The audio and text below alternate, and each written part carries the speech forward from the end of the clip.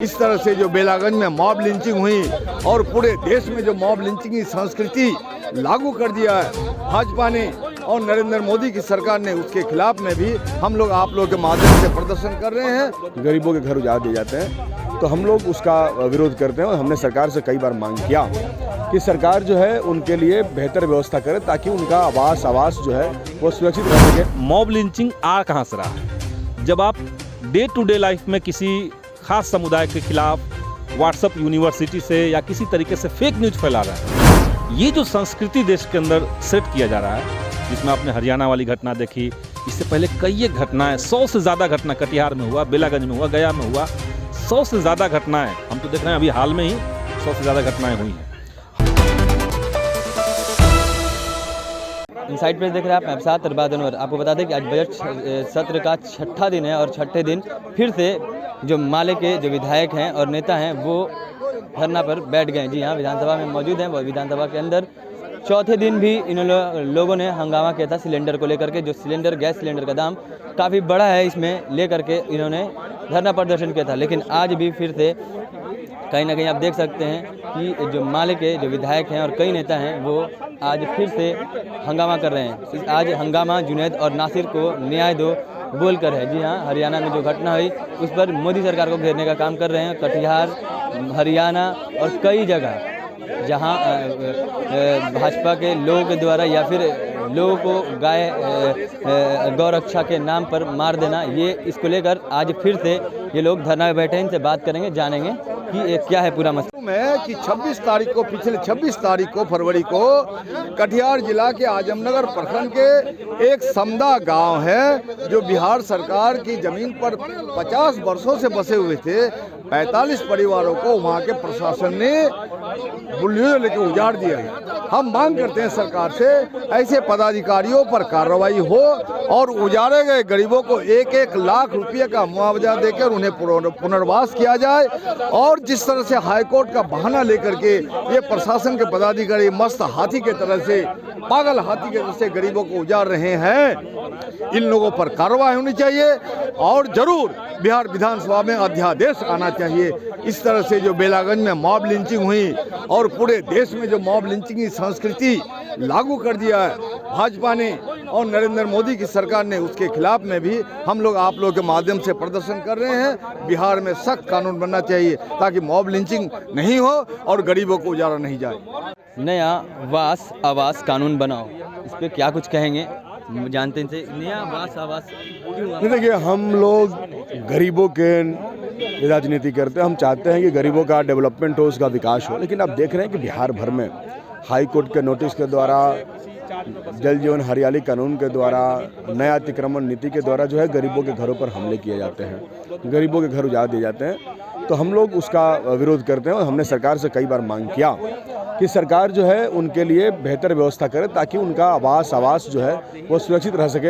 हालांकि हमारी सरकार ने इस दिशा में बेहतर कदम उठाया है और सरकार की तरफ से ये कहा गया है कि जब तक किसी को बसाया नहीं जाए तब तक किसी को उजाड़ा नहीं जाए। लेकिन ये प्रशासनिक तौर पर सही तरीके से इम्प्लीमेंट नहीं हो पा रहा है। इसलिए हम सरकार से ये मांग करना चाहते हैं कि इसके लिए कोई ऐसा कानून बने जिससे गरीबों को कोई दुख और तकलीफ ना हो सके। जुनैद और नासिर के बारे में क्या बात करें? नहीं, वो तो देश भर का मुद्दा है। देश भर में जुनैद और नासिर मारे जा रहे हैं, देश भर में हो रहा है ना। नहीं, बीजेपी का जो राजनीति है वो धर्म के आधार पर राजनीति है। हर एंगल को हिंदू मुसलमान में लेके जाना चाहते हैं। अब बिहारी विधानसभा में देख लीजिए, हर बात को अभी यहाँ के जितने भी मुस्लिम समाज से जो मेंबर हैं असेंबली के, उन लोगों को वो लोग पाकिस्तानी, बांग्लादेशी क्या क्या नहीं कहते हैं। तो ये तो पूरे देश को हिंदू मुसलमान के बीच की लड़ाई में तब्दील कर देना चाहते हैं। इसीलिए कभी गौ रक्षा के नाम पर, कभी भारत माता के नाम पर, कभी धर्म के नाम पर ये मुसलमानों पर अत्याचार और हमले करते हैं। इनकी जहाँ जहाँ सरकारें हैं वो इस तरीके के मामलों को बढ़ावा दे रही है। इसलिए ये गलत है।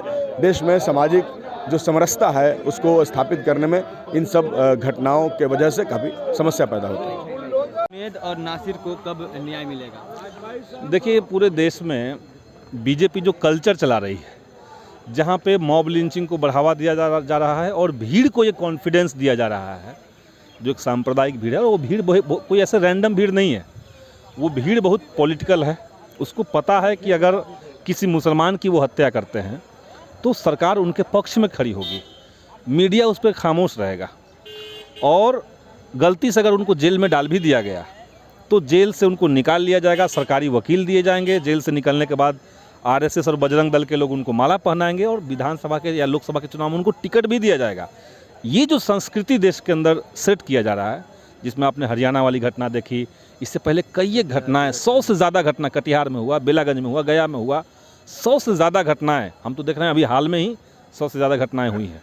हम ये मांग कर रहे हैं कि सरकार को चाहिए कि मॉब लिंचिंग के खिलाफ एक सख्त कानून बने, ये अलग से कानून बने, क्योंकि इसमें सिर्फ हत्या नहीं है, किसी का मर्डर सिर्फ नहीं है, बल्कि मर्डर करके एक समुदाय के भीतर डर का माहौल बनाना और एक दूसरा समुदाय के भीतर नफरत का माहौल बनाना, ये जो चीज़ है ये बहुत ही संगीन है। तो इसके खिलाफ एक सख्त कानून बनाए सरकार, एक तो हम ये मांग कर रहे हैं। दूसरी बात है कि मॉब लिंचिंग आ कहाँ से रहा है? जब आप डे टू डे लाइफ में किसी ख़ास समुदाय के खिलाफ व्हाट्सएप यूनिवर्सिटी से या किसी तरीके से फेक न्यूज़ फैला रहे हैं और देश को विभाजित करने की कोशिश कर रहे हैं सिर्फ अपने पॉलिटिकल बेनिफिट के लिए, तो उसके चलते ये सब कल्चर डेवलप होता है।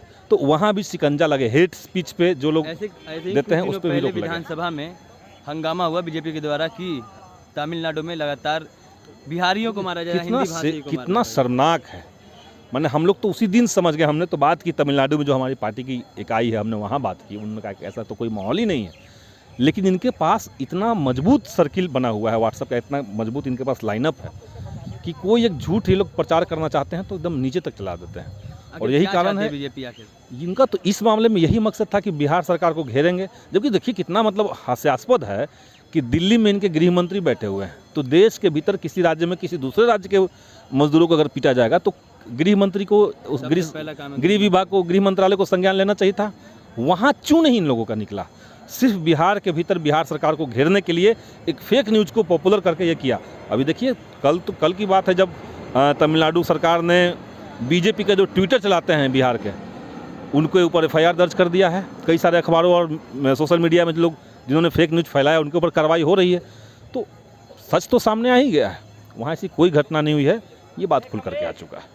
ये CPI ML के विधायक थे, नेता थे, जिन्होंने कहा साफ तौर पे मांग है कि जो भी जुनैद हो गए या नासिर हो गए, जो ऐसे लोग जो हमेशा गाय रक्षा के नाम पे, गौ रक्षा के नाम पे मारे जा रहे हैं, उन पर नया कानून बनना चाहिए। और भी इन्होंने उन वेंडर के एरिया बनाने के लिए कहा है, जो वेंडर रोड पर, फुटपाथों पर दुकान लगाते हैं, उनको कब तक हटा दिया जाएगा बिना बोले ही। और भी क्या कुछ कह रहे थे यहाँ पे CPI ML के नेता। आपने सुना है। तमाम अपडेट्स खबरों के लिए जुड़े रहे हमारे चैनल इनसाइड के साथ। तब तक के लिए धन्यवाद।